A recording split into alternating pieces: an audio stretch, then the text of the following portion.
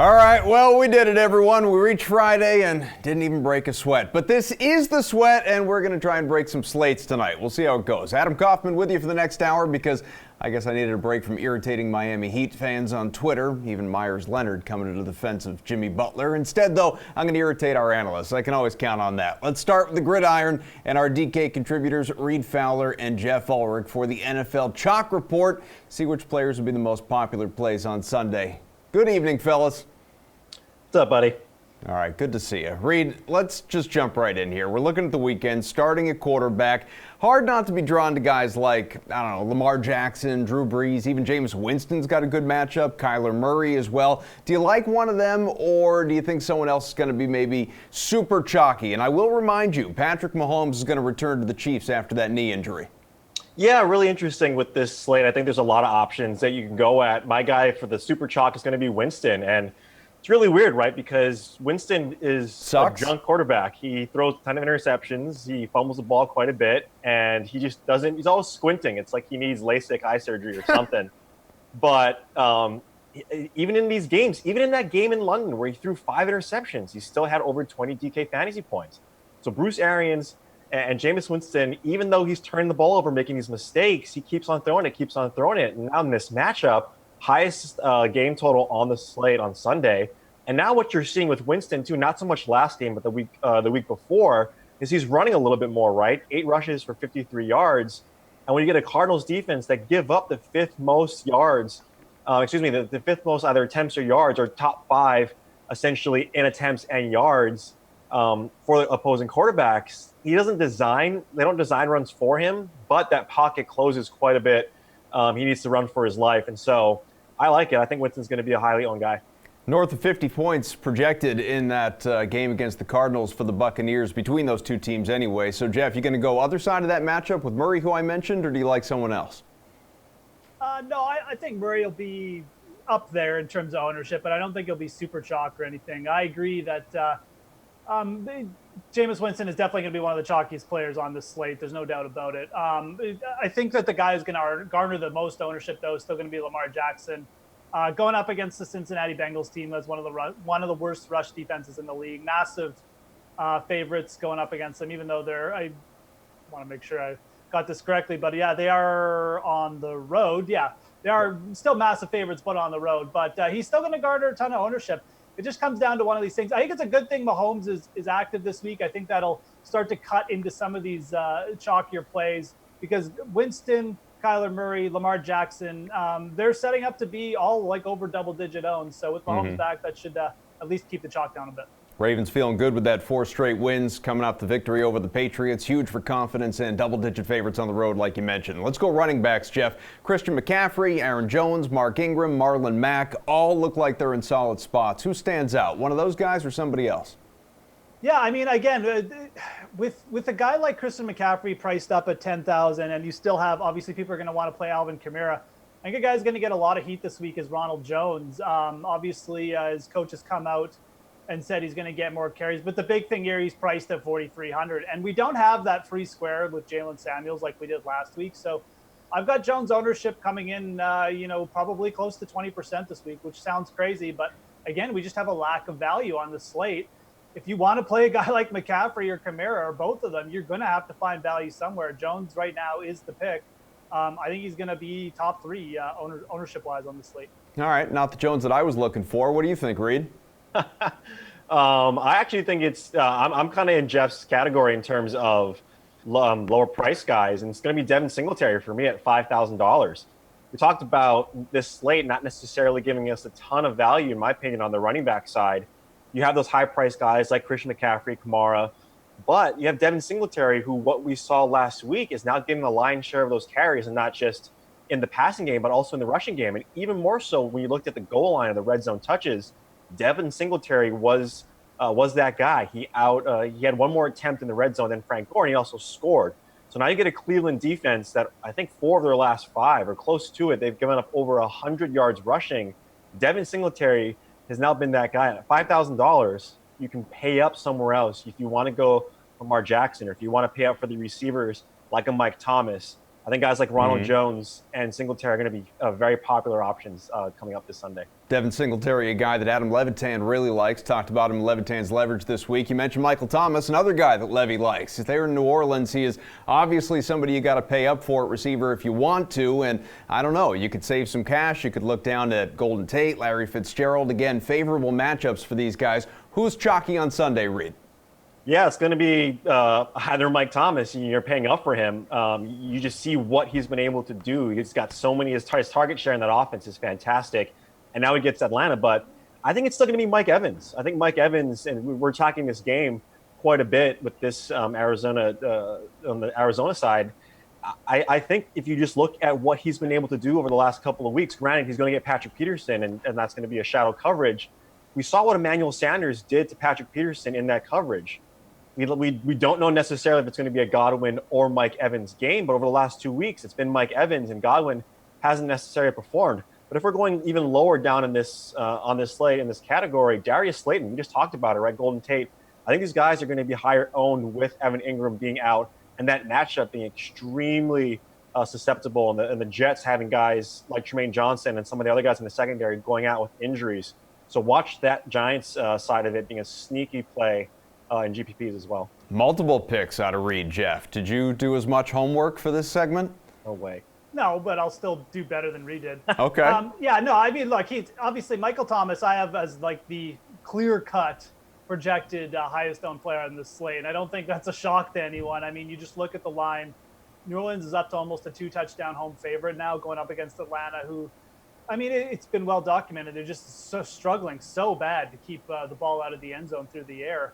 Michael Thomas has Drew Brees back, who he basically had, you know, it just helps his upside when he has Drew Brees. He did fine with Teddy Bridgewater in spots, but Drew Brees is really where he's made his bread and butter with. So I have him 10% higher owned projected-wise as the projected to be the 10% higher than the second highest owned player wide receiver on this slate, which is probably going to be either Chris Godwin or Mike Evans. So, you know, the thing about New Orleans is they're very concentrated in fantasy. It's Kamara, it's Thomas. Both of these guys make for harder fades. I think Kamara might be the easier fade target because he's coming back from injury, and Murray could get involved. But Mike Thomas, even at, you know, whatever he's going to be owned, he's a hard fade in this matchup. Tight end, Jeff, boy, I don't know. I was looking at some of these guys, not exactly household names in terms of the players who are, again, in the best possible positions. You start to look at guys like Gerald Everett or TJ Hawkinson. Who's a great chalk play for you? Well, I mean, look, I guess it's Mike Gesicki week. I mean, I guess everyone, I really didn't think Gesicki was going to get this much steam coming in, but he's getting it. Everyone's going down to him. They like the matchup with the Colts, and it is a really good matchup. Indianapolis over the past 2 years has been like a bottom 5 team in defending the tight end position. Gesicki's coming off a career game, caught all 6 of 6 targets with Ryan Fitzpatrick, and they've been working well together since he took over as a starter for the second time. So, look, Gesicki's a talented guy. He's never scored a touchdown, though, in the pros. So now that he's getting, you know, up to 10, 15% ownership projection, it's a little bit scary, I admit. There's probably some other guys I might look at to swerve off of, but he's definitely going to be slightly chalky on the slate. Okay, Gesicki for Jeff. Reed? Yeah, I think in that same game, a sneaky guy who's going to get a lot of ownership is Jack Doyle. If you just look at what Miami did, it'll let Ryan Griffin go for 8 targets, 6 receptions, and 50 yards. I mean, Ryan Griffin, we all talked about it, and that's why we kind of liked Chris Herndon when he was able, and it looks like he's going to come back this week, is that he was on the field 98% of the time, and he's running routes. And when you're a Miami defense that's allowing a guy like Ryan Griffin to get production, I think Jack Doyle, with all of those injuries on the Indy side, like T.Y. Hilton, Paris Campbell, a lot of these guys not slated to play, and we don't know what Jacoby Brissett's going to do. I think he's going to be a sneaky guy. But if you're going at the top, I mean, Austin Hooper, even Travis Kelce at the very highest. I mean, it's like we were mentioning earlier, this is a pretty tough slate for tight ends. So I wouldn't be surprised to see the top just stay top heavy in projected ownership. Reed, is there a couch under all those pillows and blankets? No, that's how you save money in Boston. Just pillows as your couch. My kids are going to come over and build a fort. Yeah. It's going to be great. Yeah. All right, guys, you're terrific. We'll talk to you a little bit later on in the show. Coming up, we're going to reveal our PawLay of the week. It's a Francesa Friday, one of my favorites, of course. Cowboys beat writer Nick Eatman will join me for a look at another primetime game in Dallas, and a very important one for the Cowboys. And, of course, college football picks for Saturday. But first, Week 10 DK picks in the PME studio. If you play Thomas, do you figure out a way to game stack that and try to use Julio or potentially Ridley, or maybe even you want to get the cheap option and use Justin Gage on the Falcon side of the ball? What do you do with the Falcon side?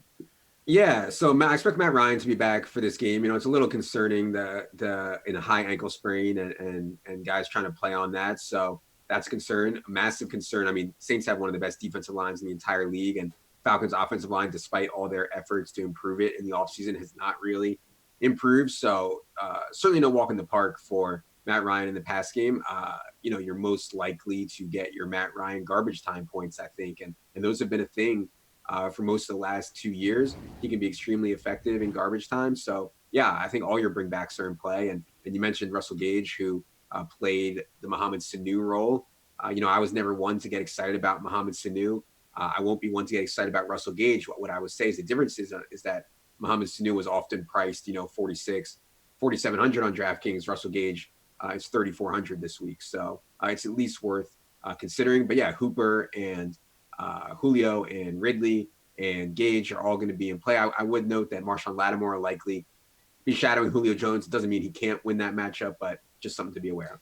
I believe it was week 12 last year. So the last time that the Saints, I think it was on Thanksgiving. Can't really remember it this way. I remember it was week 12. Maybe that is Thanksgiving. But the Saints played the Falcons. The first time around was the game where Calvin Ridley scored the 3 touchdowns. And in the second game, they actually stuck Marshawn Lattimore on Calvin Ridley and let Julio run wild because they didn't want that happening again. Yeah, I'll have to go back and look at that. That's interesting to me. I mean, I would be shocked if they use Marshawn Lattimore on Calvin Ridley this year again, but they've used Marshawn Lattimore in different ways. He's definitely not a lock to shadow Julio. No, I think after they traded for Eli Apple last year, they felt a bit more comfortable, kind of just being like, listen, Julio's going to get his yards against you, Eli. Just try to limit it to as much as possible. This is why I kind of like Hooper and Gage if you're going to take it. Like you mentioned, it's the price point on Gage that's the most appealing, but we know that the slot corners on the Saints are not good.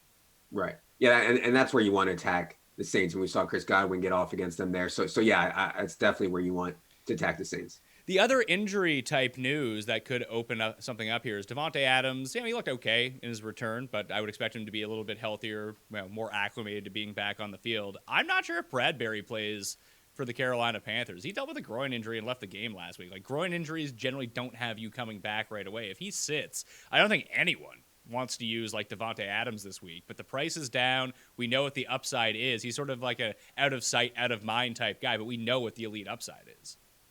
Yeah. Man, I thought Davante Adams' price, and he's 6,900, and I'd have to look back to see when the last time Davante Adams was 6,900 was, because Aaron Rodgers loves throwing the ball to Davante Adams all over the field in the red zone. I understand Carolina's been good against wide receivers, but yeah, that one stuck out to me for sure in that range. I think Davante Adams on most weeks is an 8K player. Load management, like I mentioned, this is really becoming a bigger thing in sports, particularly the NBA, because some coaches believe very heavily in it in today's day and age. Kawhi Leonard obviously is one of the players who really embraces this, but players who were in the league, say, 20, 30, whatever years ago, think it's ridiculous. What do you think? This is the new analytics, and this is it. This is what it comes to. They believe in rest. They believe in programmed rest, and the old players don't understand it. But the loser, though, are the fans and television, because when you have these marquee players and you don't know what day they're going to take off, and you don't know when LeBron James goes to your town once and he's not going to play that night, you feel very cheated. When it's a national TV game, the nation feels cheated. Everybody wanted that big matchup the other night. They didn't get it. And I think that's where they have a hard time with it, in that these national TV games and these big stars where they are appreciated and people buy tickets to see them specifically, and then they don't show up, the fans feel they're really getting robbed. but I'm telling you, they're not going to win this fight because this is something that is now programmed into the seasons, and these guys are going to take their programmed rest. There's no way around it. Cam Newton done for the year because of his nagging foot injury. Kyle Allen 6-1 in his very short career so far, whereas Newton is not nearly the guy that he used to be. He's lost his last 8 games when he has been out there. He's got 1 year left on the contract. Do you believe that the QB is done in Carolina? Completely. He's got 18-5 coming to him, non-guaranteed next year. They'll never go near it. I think they know he's an aging guy who's never been great in the pocket. His best days, they feel, are behind him. I think they're right.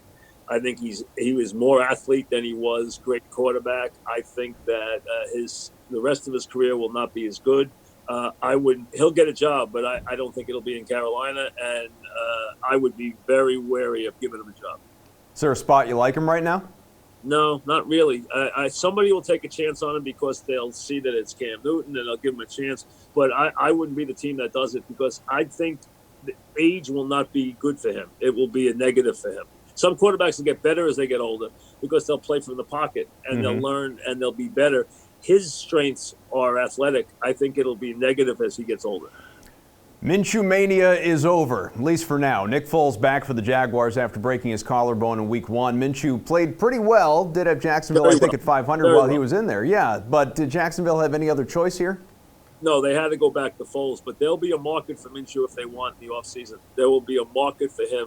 A lot of people like what they saw. What they liked is he didn't make, except for the game in London where he played really badly, he has really played very, very thoughtful, very efficient football in his early weeks. There'll be a market for him next year, no question about it. So you actually think that the Jorts headband avatar or aviator wearing mustache Minshew, all that, he could be on the move this offseason? I think he could definitely be on the move. I think one of them could be on the move. I think they might, I think one of them could get traded. I think that don't be surprised if it's the other way around. They liked they really liked Minshew. They liked him a lot. And he looked, like I said, he had a bad game in London. Otherwise, he played very well. I think there's a market for him. And I think there's a market for Foles. So I think they'll definitely move one of them after the season. Very quickly, let's do some midseason awards here. Most valuable player right now as we, again, get through 9 weeks. In Seattle, the quarterback, Russell Wilson. How about Offensive Rookie of the Year? Since, we don't care about defense here at DK. Offensive Rookie of the Year. Well, I don't want to overlook somebody. Is there someone? I'm trying to think of one that comes to mind who's really been good. I can't. There are Josh Jacobs, an option. Obviously, there's another running back I'm not thinking of. Nobody jumps out at me as having a spectacular year as a rookie. Some of the quarterbacks have been fair. Nobody's been great. Minshew actually would have been my choice before last week. He was actually the guy who I thought had the best year of any of the first-year players. But I don't think there's one that really excites me so far where I'd say he's the top guy. I think it's wide open for the rest of the year. How about a Coach of the Year? Coach of the Year, I would say you would have to pick Shanahan at this point. You'd have to. Nobody expected 8-0 out of them. Nobody. Other end of the spectrum, next coach to be fired. Right now, Gase is on that. That fast. He could be in trouble this week if they lose this game badly. If they get embarrassed this week, he could be out of gas. It really could be that bad. That situation is right on the border of the owner having to do something. It is that dysfunctional. It is that ugly. He needs to have a good performance this week. That game, which will get a lot of attention, perverse attention, but attention. First of all, everyone nationally will make fun of it. Okay, all the pregame shows will make fun of it.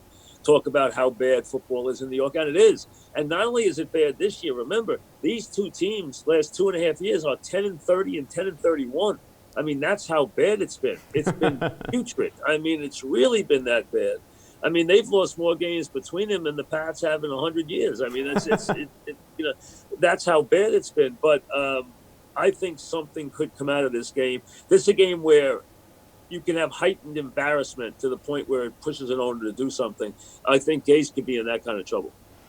All right, let's do our semi-rapid fire game by game here, and we will begin with the maybe London-bound Chargers. They've won their last 2. They'll visit Oakland. Will LA make it 3 in a row? No, Raiders win. All right. Lions at the Bears. Chicago has lost 4 straight, stinks at home, but the club still favored there. Mitch Trubisky would know that if he didn't ask the facility to turn down all the TVs so he didn't have to hear the criticism, though. As bad as it's going, I think the Bears will probably eke it out. I don't like what I see from either team right now. Bills perfect on the road. Browns winless at home. You would think Buffalo would be favored, but Cleveland is just by 3. It's basically because it's the home game, home team. Will the memed Baker Mayfield end his team's 4-game skid here, or do you like an upset? No, this game will go to the Browns, and it will be because of what they do on defense that will win them the game, not on offense. It'll be on defense, and that head coach, you better watch it. Really better watch it, too. West leading Chiefs will take a 4-0 road record to Tennessee. I feel like you could quarterback Kansas City and still win this game. What do you think? It's funny.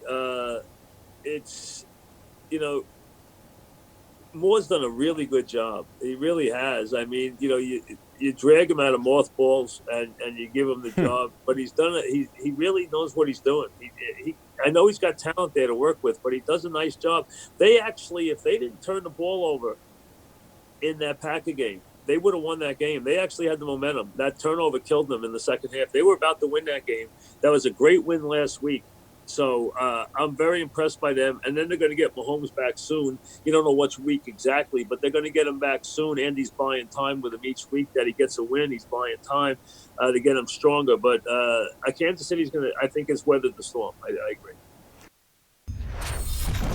What's up, people? I'm Tara Lenazak here with your DraftKings Fantasy Flash. It's the 3rd week of the NBA season, and free agent Carmelo Anthony, the future Hall of Famer, hasn't found a home yet. Reporters asked Anthony if he still wants to play in the NBA, and he responded, 2,000%, make that the headline. The 10-time All-Star is being overlooked, but that's not stopping him from his campaign to play basketball again. He had a chance for a comeback in Houston last season, but still couldn't make it work defensively or build chemistry with the team. If we rewind back to his last full season, he averaged 16 points and 6 rebounds with OKC. A part of me feels a little bad for Melo. The man wants to play, but he's getting up there in age. He turned 35 in May. Reports are the Nets were considering a deal with Anthony in the offseason, but couldn't work it out. Has Carmelo Anthony already played his last NBA game? We'll have to wait and see if a team will give him a shot. Must be just a little more fun these last few weeks for you. Well, definitely more fun when they're winning. It's everything's easier to get done. Players are talking more. And a lot easier to do our job. If this team's winning football games, but I think that you're starting to finally see glimpses of what this team could be as far as expectations when everyone's healthy. And the defense can get turnovers and play aggressively, and the offense can be balanced and run and pass. And I think, the last couple games have been examples of that. But again, it's not like they're playing the world beaters. They're playing the best teams in their division, but not necessarily the best teams, overall. The schedule will definitely get tougher. It gets tougher on Sunday. Is it strange, though, with all that's happened this year, that a black cat seems to be good luck for the Cowboys, or does that just kind of make sense? Well, nothing makes sense. I mean, there's nothing that makes sense about it. I asked the question earlier this week. I mean, the Cowboys, had one of the toughest losses they've had in recent years a few weeks ago, an embarrassing loss, at the Jets. Where was the cat? I mean, why didn't the cat? Was he eating? Was he chilling? I mean, what was going on there? Why couldn't we bring it out then? Truth be told, there's apparently 300 cats that live there. Is that right? Yeah, that live at MetLife Stadium. It's kind of a swampland area. They brought them in to kind of get rid of the rodents, and they stayed, and they become a family. I don't know, but I mean, if there are 300, this is the first time they got out in the field, and it sounds pretty good. There's always one in every group, and there's that guy that's like, watch this. You can do it for a preseason game. I'm taking it to Monday Night Football. I'm going to do it tonight. And he goes. Felix ran out there and ran around, had a good time. And went streaking, too, the nerve of that cat. He did. He did. They couldn't stop him. They did a better job containing Saquon Barkley than anyone did with that cat. He's still running. Very, very agile, though. Hey, Dallas is 5-3 at the midpoint of this season. How would you assess the club ceiling? I know that you talked about, obviously, maybe living up to potential with some of the more recent wins, but as you look at the totality of that first half, what do you think? 5-3 is that's a good way of putting it. I mean, it's not far off of kind of what you thought they would be. Should they, could they have won all these games? Yeah, I mean, they could have a player or two here and there because, usually when you have some tough losses, you've got some close wins and it all balances out. But, the Cowboys are averaging, their margin of victory is over 19 points. So, almost 3 touchdowns. And then their average loss is about 5 points. So, there have been 2 close losses and a player or two here could have changed. So, yeah, I mean, the Cowboys should be better than 5-3. I mean, when you think about what they've got going on, they should probably be better than that. You still have that very bad loss to the Jets sitting out there. The only way you can erase that is if you go out and win a game you're absolutely not supposed to win. Yeah. The only game that they're probably not going to be favored down the stretch is going to be at New England. So you better go win. Who's the team's first half MVP? I would probably say Dak. He has been really good. Their losses, yeah, he's had a couple of plays here and there, but I thought he's played pretty well, even in those losses. He's done a nice job of running when he has to, and his throws have been a lot more accurate. He's not taking that many sacks. I would say Dak. Zeke's been really good too. We did a list on our website we ranked all the players, and he was 1 on the list. So I think it would be Dak. Well, you mentioned Zeke. Ezekiel Elliott, 3 straight 100-yard games, 139 last time out. Said it was easy, too. And he's drawing more and more statistical comparisons to Emmitt Smith by the week at this stage of his career, 4 years in. What are you seeing from him lately, and what does that make you feel for the second half? Well, he said something really interesting this week that other players in the league are having better seasons. They're better than him right now. He also said that he feels as good as he has in a lot of years at this point in the year, getting a little bit less work with Tony Pollard now in the mix. And I think he says he's feeling, fresher. So this is a classic case of less is more. And I think that's helping. He's 7th in rushing, I believe, maybe 6th. And he's averaging 93 yards a game. Now, he's only played 8 games. Dalvin Cook is sitting here at, averaging almost 100 yards a game, leading the league, and he's played 9 games. So he's not too far behind the leaders.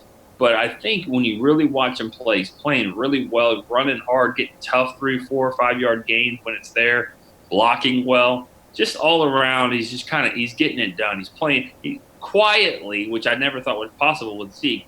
Quietly, he's having a really, really good year.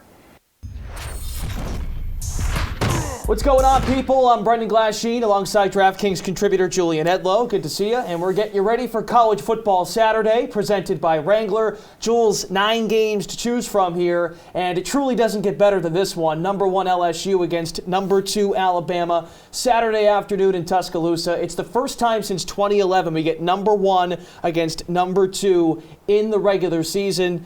Where are you leaning? Yeah, I mean, this is the game that's been circled all year on the college football calendar, and now it's finally here, and it's number 1 traveling to number 2.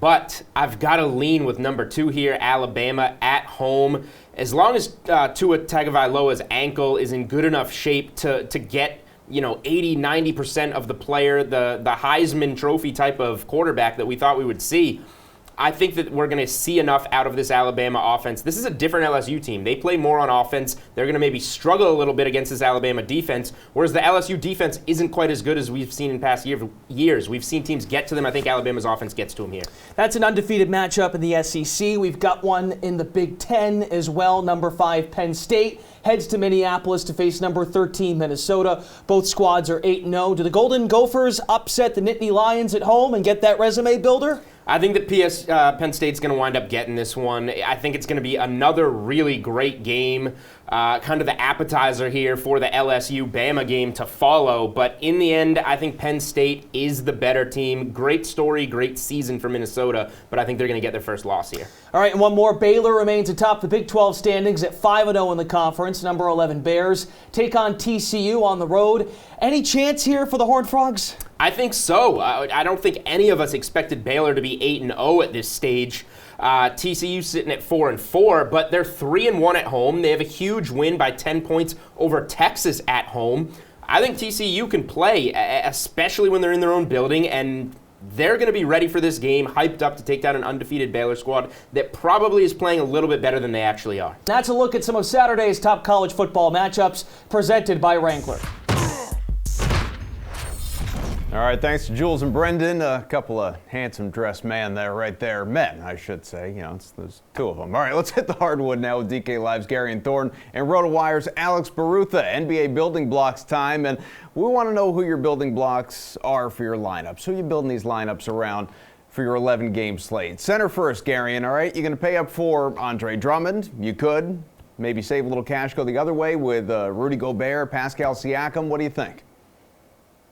I mean, we'll get to Siakam in a second, but for center, I think there's two ways to go about this. You could either pay up and bite the bullet with Joel Embiid, who's averaging about 2 DraftKings points per minute when Ben Simmons isn't on the court this season, or in the mid-tier, I really like Tristan Thompson, who's 7,500. His salary keeps going up, but I think we still haven't reached a point where it's at diminishing returns. I mean, this is someone who in season long has gained the 25th most fantasy points of any player in basketball. I mean, that's not something we necessarily were expecting from Tristan Thompson this season, but he's played 30 minutes in every single game. He's grabbed 10 rebounds in every single game. He's hit 5x value all but once. And when you look at the Wizards, they have the 4th worst defensive rating in the NBA, and they haven't allowed, but they also have the 4th worst defensive rebounding rate in the NBA. If you're going to let Tristan Thompson, who's averaging almost 5 offensive rebounds a game, live on the offensive glass, he's going to just keep scoring points and grabbing rebounds. So I think it's still a pretty good price for him tonight. Compelling option, Alex. What do you think? Somebody even more convincing? Yeah, I mean, if I'm building a lineup, the first center I'm going to slot in is Karl Anthony Towns.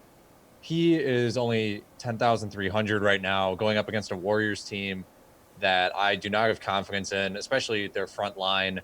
I don't really trust Cully Stein, Pascal, anyone to guard Towns, who's posting at least 49 DraftKings points in every game that he did not get ejected from this season. The 2 best games of his season were against Charlotte and Brooklyn, both of whom notoriously just don't have a great front line. Jared Allen and DeAndre Jordan were fine, but all in all, I just think he is in for a monster game. He's proven it before. He has a super high floor. I just don't think anyone on the Warriors can guard him. You got lots of forward options, Alex. I mentioned Siakam before. He's eligible for a couple of positions. So is Domantas Sabonis, another guy that you could consider, obviously. Not necessarily top-tier guys that you want to look at, but they are affordable and good play options. What do you think? Who makes sense at forward? I like Al Horford here, kind of going off the idea that Ben Simmons is out and the usage has to go somewhere. Horford's still only 6,000, which I understand because he kind of has a low floor sometimes. You can get a little lost in the offense, but I think he really has to be engaged with Ben Simmons not around. And Horford's someone who can handle the ball a little bit. He's a good passer. I mean, he's hit over 40 DraftKings points 3 times this season, and one of the times he was under was 39.5. So I think there's a really strong chance you get good value here with Horford. Brandon Ingram is also in a good spot, Gary, and so someone you could think about, but, I think you teased Siakam for a reason before. Yeah, I mean, look, there's no problem with Ingram, but I think at a similar price point at this point, you might as well just go with Pascal Siakam. I mean, the Pelicans are just one of the most tantalizing NBA DFS options we have. They are 6th in pace. They have the 2nd worst defensive rating in all of basketball. And for someone specifically with the skill set of Siakam, they have one of the lowest total rebounding rates in the NBA, and they've given up the most made field goal attempts inside 5 feet of any team in the league. They can't defend the paint and they can't rebound. And if you can't stop Siakam from getting to the bucket, you're just not going to stop Pascal Siakam. So Look, the fouls have been a bit of an issue. He's averaging 4 per game, but I'm not overly concerned with that. I just think in an up-tempo script, he's going to be someone you want to have on your team at under 9K. At guard, there's Damian Lillard, Bradley Beal. They're not cheap. They are viable plays. Who's your top option at guard here, Gary? And we'll stay with you. I have to go Kyrie Irving. I just think when you get him in a script, when you get him in the game on the slate, with not only the highest projected total, but a total that keeps rising. It was at 235 this afternoon. I believe it's at 238 right now, which is almost 6 points clear of any other game. Portland's defense has been terrible. Kyrie is basically averaging 21 field goal attempts per game. He's actually, for the season, over 30 attempts per 100 possessions, which is by far a career high for someone who's never been shy about shooting in the first place. So his usage is crazy on this Brooklyn team. I think this is going to be an exceedingly high-scoring game. I would suggest getting a couple pieces of it, but one of those pieces probably has to be Kyrie Irving. Remember, it doesn't matter if the Nets win for fantasy purposes, just matter if he puts up the numbers, and so far he's been doing that, Alex. Who do you like? I like Trae Young here. He has only had 2 bad games this season. One of them was his first game back, essentially, from being injured, and the other one was the game he got injured in. Other than that, he's put up at least 41 DraftKings points in each in 4 games. So he's hit 60 DraftKings points twice. I just think at 8,900, he's being downgraded. I'm not really sure why he's being downgraded. I know the last couple games haven't been encouraging, but just without John Collins, he's going to have to do more than ever. I mean, he's hit 20 shot attempts in basically the 4 games he hasn't been, injured for. So I think you're getting him at a really good price here against the Sacramento Kings defense that really isn't that good. I like him at 8,900. How about a good value play, Barutha? For good value play, I'm going to go Goran Dragic. I know the Heat are coming off the second half of a back-to-back, which is usually never a great spot to play, a veteran, so to speak. But his price still hasn't adjusted because he's on a back-to-back, and without Justice Winslow in the fold, the Heat are going to need Dragic to score a lot more, and we saw him do that against Phoenix. So he's going to be tired, but I think the discount you get with him here at 5,200 is really nice. You have somebody in that same price range, Garion? Yeah, Jarrett Culver at 5,000. I don't think necessarily this is a sneaky value play, but I do think on a slate this big with Raul Neto just kind of screaming chalk, you might get a bit of an ownership discount here. And we still have to watch. Shabazz Napier is now a game-time decision, but I don't think he's going to go from doubtful 8 hours ago to playing in this game. So that means no Jeff Teague, no Napier. And we saw this on Wednesday. Saunders just turned Jarrett Culver into the de facto point guard. He had 7 assists. I think coming into that contest, he had 5 for the season, 32.75 DraftKings points. I do think it's funny that Andrew Wiggins had 15 potential assists in that game because he might have had 15 potential assists all season. So it's not like he's the only ball handler. But I just think Culver is someone who's pretty much a lock to hit value if both those guards aren't active. Slate-approved pick time. Lock of the night, Garion. Who have you got? As much as I want to go Culver against Golden State's that bad. I just think Kyrie Irving in the highest point projected total game is a smash spot. Alex? I'm going with Towns here. I don't think the Warriors can defend him at all. I think his price is actually pretty affordable despite it being over 10,000. He's great. He's going to get some MVP consideration if he keeps playing like this. All right, boys, that was a lot of fun. You're off the hook. You can enjoy your weekend. Of course, good luck with the slate tonight. I'm sure you got some lineups in there. We are going to reveal this week's PawLay with Louise in a little bit, see which odds will be boosted for Sunday. First, though, Ulrich will rejoin us for some hockey talk, and we've got a look right now at NASCAR's Blue Green Vacations 500.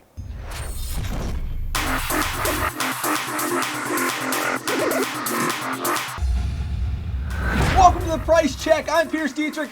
Let's look at the salaries for Texas.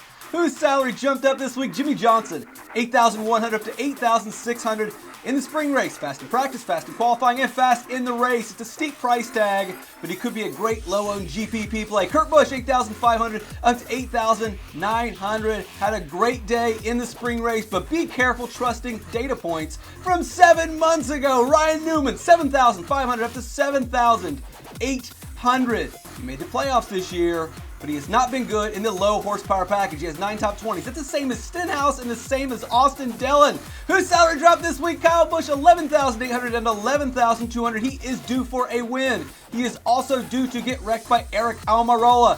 Joey Logano, 10,100 down to 9,800. Don't worry about his 17th place finish of the spring race at Texas. He got 3 penalties in that race. Eric Jones, 8,700 down to 8,400. The JGR cars are the best every single week.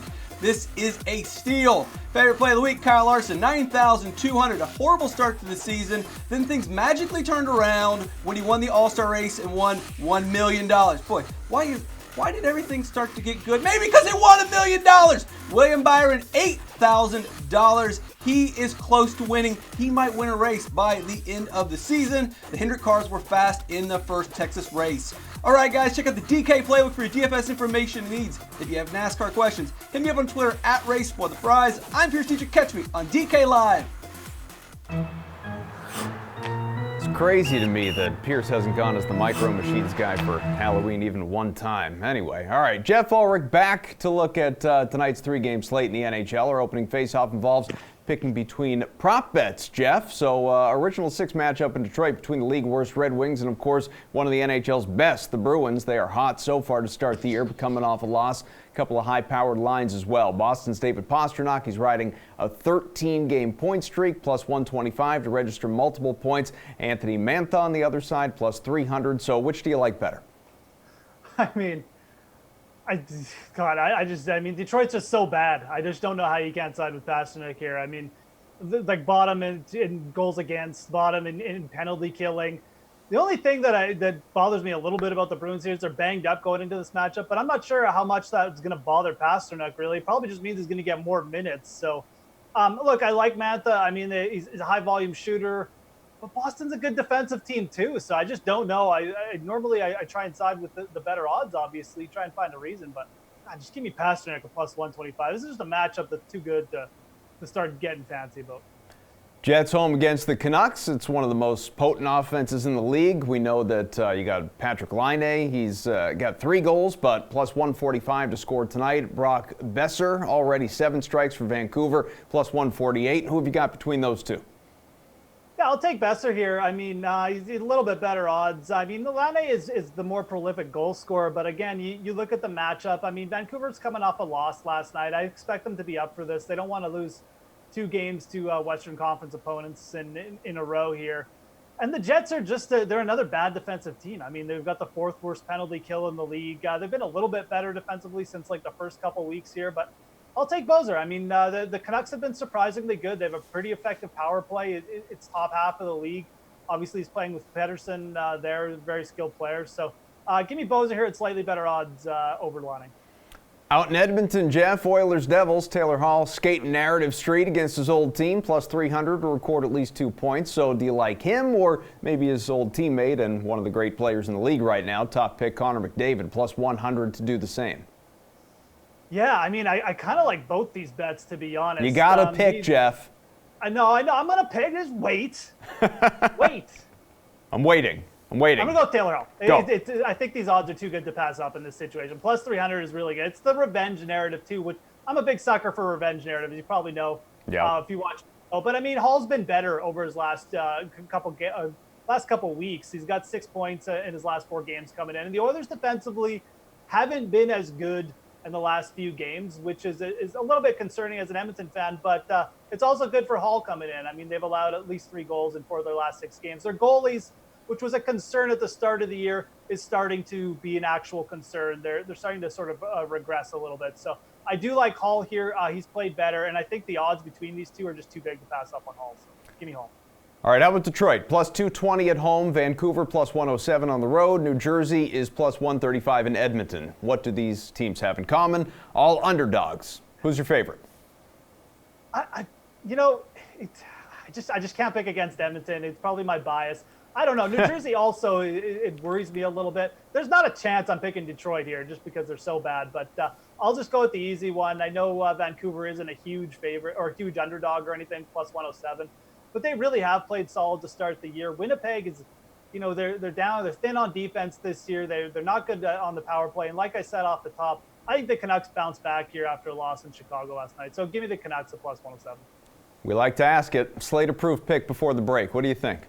I'm going to go with Elias Pettersson on the Vancouver Canucks. I think it's a really good spot going up against a weak penalty kill of the Winnipeg Jets. He's only $6,900 on DraftKings too, so pretty affordable. All right, kid, stand by. You'll rejoin Reed for another football chat. That's coming up. Lots more on the way, in fact. We got our PawLay of the Week reveal and so much more. Maybe even Jeff something snarky on his whiteboard. We'll find out. Happy Friday, it's Brendan Glasheen with your DraftKings Fantasy Flash. Just how the Saints drew it up offensively. Drew Brees, you just take your time getting back, sir. You can miss 5 games for the thumb. Teddy Bridgewater will be just fine. And hey, Alvin Kamara, we got this. You have the Bears and the Cardinals games off. Let the knee and the ankle heal. Latavius Murray can rush for 100 yards twice, catch it out of the backfield, and score some points. Even with weapons banged up, New Orleans has won 6 straight games, and it hasn't even hit full stride or reached full potential on offense. Brees impressed against Arizona in his return and expect the same out of Kamara this week against the Falcons. Sean Payton fully expects Kamara to be ready to play. Asked how he and Murray can intertwine their skill sets, Kamara says, "It's not like I'm selfish. I don't need the ball every play. He's fully capable too. So I think we'll get a good balance going, and it will be hard to stop." It's not Kamara's first rodeo, folks, riding with the sidekick. See Mark Ingram. Payton said this week will be smart, and back in the offseason, the head coach mentioned he wants to keep Kamara's pitch count similar to last year, north of 60% of the snaps for the entire season. Kamara's fine with that. Murray said he's good. So the bottom line, both players still hold great value, especially this week against a wretched Falcons run defense, which has let up more than 100 yards rushing in all but 3 games this year. DraftKings notices the upside. Kamara 8,200, Murray 7,300. Bit of a reach to use 30% of your salary on 2 backs from the same team. Then again, both guys will be factors Sunday.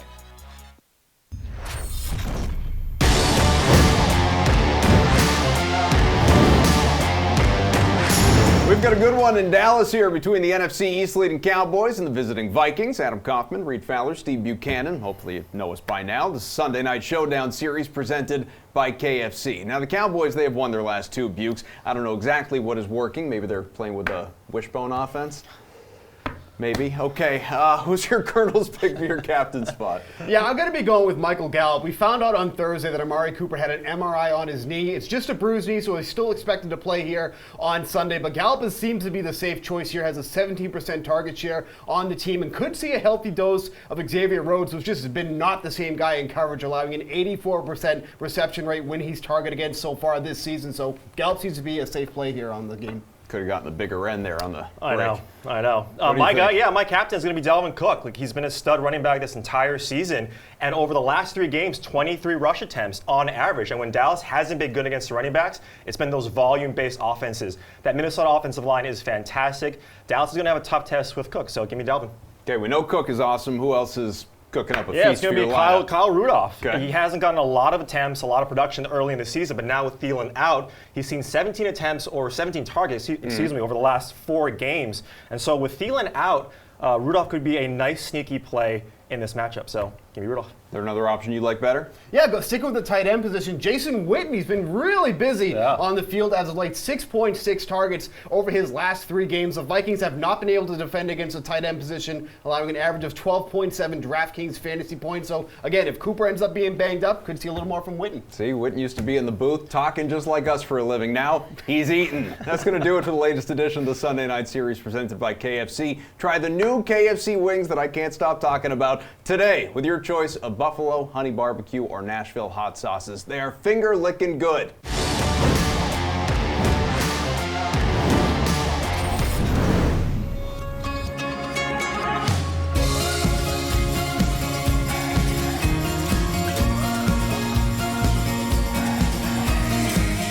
Hey, it's Adam Kaufman. Let's find out which teams are going to get their odds boosted on DK Sportsbook. Thanks to Louise here. And bettors, just a reminder, these parlays have hit before. This week's 3-team parlay pairings are Steelers-Vikings. Pittsburgh has the LA Rams at home, and Minnesota has to go to Dallas in prime time. Next, we've got the Panthers taking on the Packers, parlayed with the Lions, who are facing the Bears. And finally, Cardinals against the Bucks, with the Seahawks, who have the Niners in the Bay Area. Take it away, Louise.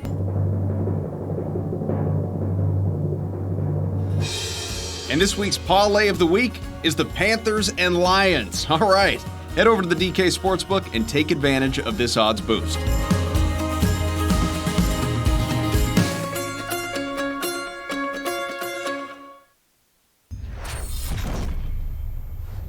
How cute is Louise, huh? Last look at the NFL before the weekend with Reed and Jeff, and it's time for What Are the Odds, guys? Now that we obviously saw the parlay of the week, early thoughts on this one, Reed. How do you feel about this odds boost? Yeah, I mean, Carolina's going to have a tough test. Green Bay is, again, they look suspect against the Chargers, but at home, heavy favorites. You got to think, too, that Green Bay is going to want to make a statement and win pretty big at home. Aaron Rodgers, all is going against Aaron Rodgers is going to be tough. Carolina has been suspect on defense, especially to the running backs. So that one kind of scares me. But look, Detroit gets Chicago. Chicago has not been a good team, so I don't mind that side of it. It's just the Carolina side. Plus 585 to 685 for Carolina and Detroit. What do you think, Jeff? Yeah, I'm more bullish on the Detroit side as well, but I think Carolina's got a shot in this game. I mean, they're a very similar team to the Chargers in a lot of ways. They have a very good run game, a better run game than the Chargers do, obviously, with McCaffrey. But their defense can get after the quarterback better than the Chargers could, too. So, I mean, they have a top 3 pass rush. So I kind of like this matchup. I like them more just to cover the spread because Reed's right. I mean, it's always tough to pick up a win at Lambeau Field, but I think they're very live to win this week. I think both these teams are live, so I don't mind this parlay at all. PawLay, excuse me. What are we going to get your dog, Jeff, to get? We can just do like a Canadian version of this. Wiley would break the book. It wouldn't be a DraftKings Sportsbook after he put up his. It's just, yeah. They'd have to do the opposite of an odds boost if my dog, Yeah. Well, Reed, I was going to ask you, I mean, are you rooting for Louise to be right, or selfishly do you just want your dog to be the only one that actually nailed this thing so far? No comment. Yeah, it's a safe way to play it. Good company, man. Cardinals Bucks, guys, total of 52.5, the highest on the Sunday slate. Now you can get plus 148 odds for the game to go over 6.5 touchdowns. I think if we've learned in recent weeks when we have these conversations, that's a lot, okay? Doesn't necessarily sound like a lot on paper. Put it in game reality, it's a lot. Would you take it, Jeff? No, I wouldn't take it. You're right, it is a lot. And even with two fast-paced teams, obviously, going up against each other, but it comes down to a couple things. I mean, both these teams aren't great. Like we're not talking about two of the top teams in the NFL. They're flawed teams, and one of their flaws is red zone conversion ability. I mean, Tampa Bay is 16th, Arizona's 29th. Arizona leads the league in field goal attempts. Cliff Kingsbury, not so great in the red zone, and not exactly a risk taker either. So you're talking total touchdowns and maybe even game total. Yeah, I'm kind of looking at the under in this game. Reed, staying under also? Yeah, and again, if you look at the touchdowns that have been scored, Tampa Bay is sixth in TDs per game at 3.2, but Arizona is tied for third to last in terms of how many touchdowns they score on the road at only 1.5.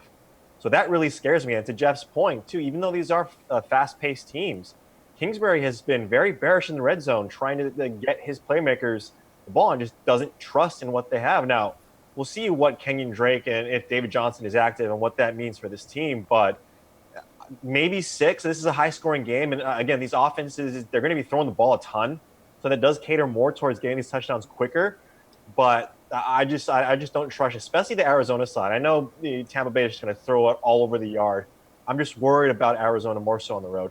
We chatted about Lamar Jackson earlier. We know how good he has been and continues to be and will be throughout the year. And there's a reason Baltimore's a 10.5-point favorite in Cincinnati. But there's a prop bet, okay? Plus 245 for Cincy to lead after the first quarter. Just 15 minutes.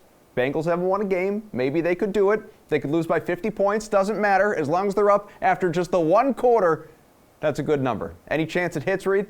No. I mean, this was like plus 500. If it was 2x these odds, maybe it'd be enticing. But just look at the numbers. If you look at Cincinnati, they're 29th in first quarter points, and Baltimore is second. And in terms of time of possession, it's the same thing. Cincinnati is not able to move the chains. They can't keep the ball. They can't run the ball with Joe Mixon or Gio Bernard. And Baltimore, over the last 3 games, has been number 1 in time of possession percentage in the first quarter at 72%. They're the exact opposite. And so when you just look at the matchup and these numbers, like, it's nice to think, right, and plus 245, but no way. I mean, give me plus 500 and this would be a consideration, but no way. Jeff, I would have thought maybe there was a chance, but now no A.J. Green, so probably not, right? Yeah, I mean, and let's not forget who's starting this game. I mean, Ryan Finley, who actually might be better than Andy Dalton. We don't really know that. So, at least in the playoffs. If I was taking some kind of crazy prop, like if I was a Cincinnati fan, I just had to get some money on Cincinnati, I'd probably just take them to score first and hope they had some kind of scripted plays for Finley that caught the Ravens a little bit off guard. But basically, for them to win the first quarter, you're also going to have to rely on the Cincy defense, which is really bad. So especially going up against one of the best run teams in the league, probably the best run team in the league in the Baltimore Ravens, going up against, essentially the worst rush defense in the Cincinnati Bengals. So that worries me more than anything here if you're taking them to win the first quarter. Maybe Cincy comes out and scores, but I mean, the Ravens could easily come right back and at least make this a push at worst. So yeah, I don't like this. Guys, Colts are big favorites, even in spite of a kind of dicey quarterback situation right now. 11.5 points over, you guessed it, the Dolphins. That's why. And the team total is just 27.5. Is Indy going to go over or under that, Jeff? I think they're going to go over. This is a little bit dependent on Jacoby Brissett, but sure. even if he doesn't play, I think I might almost lean the over. There's too many ways for Indy to get there. Marlon Mack in the ground game, another bottom 5 rush defense. Colts like to run the ball, and they have Frank Reich as head coach, which just gives them another edge. Everyone's kind of a little bit Miami happy, but remember, that was at home. Now they're traveling after a win on the road here. I mean, this is a bad setup for them, in my opinion. And then you also have Ryan Fitzpatrick, who, again, didn't throw a turnover last week, but he's been averaging 2 turnovers a game. So the Indianapolis defense is much better than the Jets defense. It's been much more consistent. They're getting healthier. This is a prime spot for a pick 6, too. So I think there's lots of ways Indy could get to over 27.5 in this game. Are we disrespecting Miami, Reed? I mean, they did just win a game. Yeah, well, of course we're disrespecting Miami. That's what we've been doing all year. They're disrespecting themselves and their fan base. Now, what we didn't mention, too, is Mark Walton and Preston Williams. They're both out of this game as well. So now your two best offensive, outside of Mike Gesicki, your two best offensive threats aren't going to be in this game. And so that scares me on the Miami side, which also is part and parcel with Indy. And I think they go under this.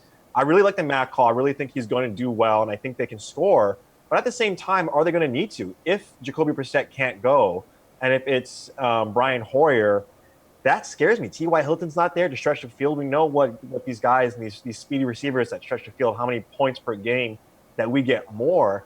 I really just think they pepper the Marlon Macks and the Jack Doyles, get up by a few scores, and then just run the clock out. Miami's defense is not good, clearly, and the Colts' pass defense is actually really good. So I don't see Miami scoring. If there was a bet, I'd go under the Miami team total. But this one kind of scares me because I could see it potentially being under here.